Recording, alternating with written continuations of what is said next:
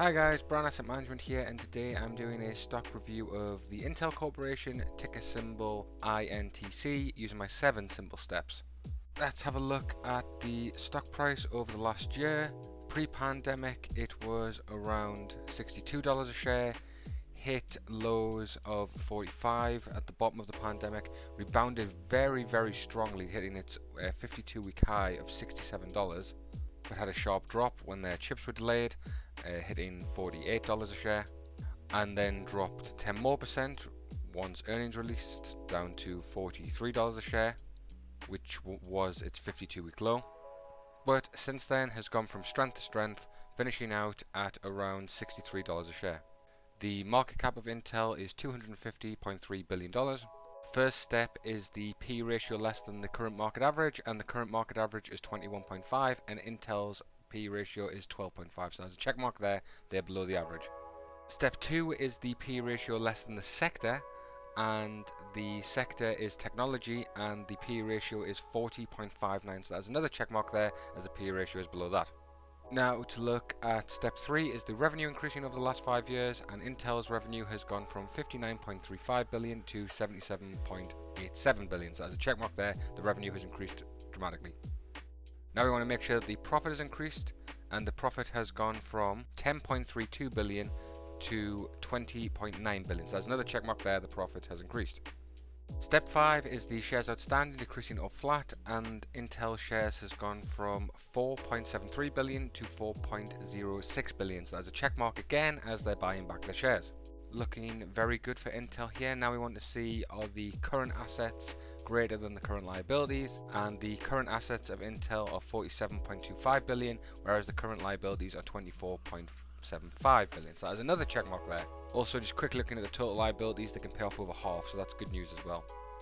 Currently passing all of the steps, heading into the final step is the free cash flow increasing, and to get the free cash flow we take cash from operating activities minus capital expenditures. So 5 years ago Intel's free cash flow was 12.19 billion, and that has increased to 21.12 billion. So that's another check mark there as the free cash flow has increased. So that is 7 out of 7 check marks. So if you want to work out the average free cash flow, it is 12 billion, 10 billion, 14 billion, 17 billion and 21 billion, which gives us an average of 14.96 billion. So if we do a price to average free cash flow, which is the market cap of 253.8 billion divided by 14.96 billion, that gives us a price to average free cash flow of 16.96. That is very good again. And if you think their most recent cash flow is the number that you want to look at, then that gives a price to free cash flow of 12. So that's very good news here. We want to see a lower multiple here, and it's in line with their PE ratio, so this is looking very good for Intel. And I believe this is the first company that has passed all 6 of my steps, and now that I've added my new steps, it's the first company to pass all 7. So it's passed all 7, it looks like a buy already. Intel does pay a dividend. The dividend yield is 2.14%. That is an annual dividend of $1.32 a share. Their payout ratio is 27%, and their total dividend is just under $6 billion, so it's pretty safe with their free cash flow. This is out of date here, but the next dividend amount will probably be around the same, and the ex-dividend date is in May. So if you want to buy Intel shares and get the dividend, you need to purchase before May. Now to head over and look at some of the ratings. The Refinitiv rating actually has it at a hold with 13 buying, 17 holding and 10 selling, with an average target price under its current share price at $62 a share. But as you can see, there are people very bullish on Intel as well, with a high price at $86. And to have a look at tip ranks, they have it as hold, 12 buying, 12 holding and 7 selling, with an average target price again at just under its current price at $62.78 a share. But once again, on the high side, people are thinking this could go up to $86 a share. And having a look at Simply Wall Street, they say it is currently undervalued at around 20%, with a fair value at $78.92 a share. So Simply Wall Street are quite bullish on Intel as well. So just to quickly summarize the 7 simple steps, was the PE ratio less than the market? It was, with 12.5 less than 21.5. The PE ratio is also less than the sector, with 12.5 to 40.5. The revenue has increased from 59 billion to 77 billion. The profit has also increased from 10 billion to 20.9 billion. Shares outstanding have decreased from 4.73 billion to 4.06 billion. Current assets can pay off the current liabilities with 47 billion to 24 billion.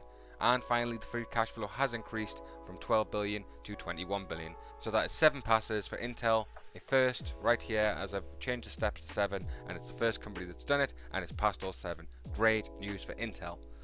So having a look at my valuations of Intel, using a discounted free cash flow, I have a calculated stock price at $73 a share, which is a 19% discount, so that model says it's a buy. And looking at the Buffett Graham intrinsic value, they would have a fair value at $91 a share, so a definite buy, but with their margin of safety, they have it also at $68 a share. So this would mean that they would want to buy this. They think it can be held for a long time. So do I agree with both of my models? And the answer is yes. I like Intel as a stock. I think they're growing very well. All their metrics are increasing in the right way. Only slight worry is their revenues are expected to decrease over the next couple of years, but they're pumping out free cash flow. Their PE ratio is well below the market and the industry. Intel's market share is around 15%, which is ahead of the number 2 vendor of Samsung at 12.5%, so that's good news. And I was a buyer at Intel at $48 a share, so I've been very happy with the stock since then. It's had great returns, beat the market, and that's the kind of stocks I'm looking for here. So overall, the steps say it's a buy, discounted free cash flow says it's a buy, and the Buffett Graham intrinsic value also says it's a buy, and I would have to agree with them once again. So we're going to look at some of the technicals here. I have the 50-day moving average in blue and the 200-day moving average in grey. As the stock prices has pretty dramatic swings over last year, the averages are showing very different signs. There was a sell signal here as the 50-day crossed the 200-day and then immediately was a buy signal as it crossed back over. There is a death cross here, which is just after the drop. The 50-day moved long below the 200-day and actually broke below the price, which is once again a negative sign. Then the price dropped below the average. It crossed over here, which would have been a buy sign, and then a buy sign here again. Then the price is above the 50-day moving average, which would be a buy signal again. It crossed the 200-day moving average, which would be another signal. And finally, we've just hit another golden cross here where the 50-day moving average has crossed the 200-day. So there were very bullish signals to buy in the last 3 months. Right guys, I want to thank you for watching my stock review of Intel, ticker symbol INTC, using my 7 simple steps. Give a like if you enjoyed the video, consider subscribing if you enjoy investing in stock review videos, and leave a comment down below on your thoughts on Intel. Thanks again, and I'll catch you guys later.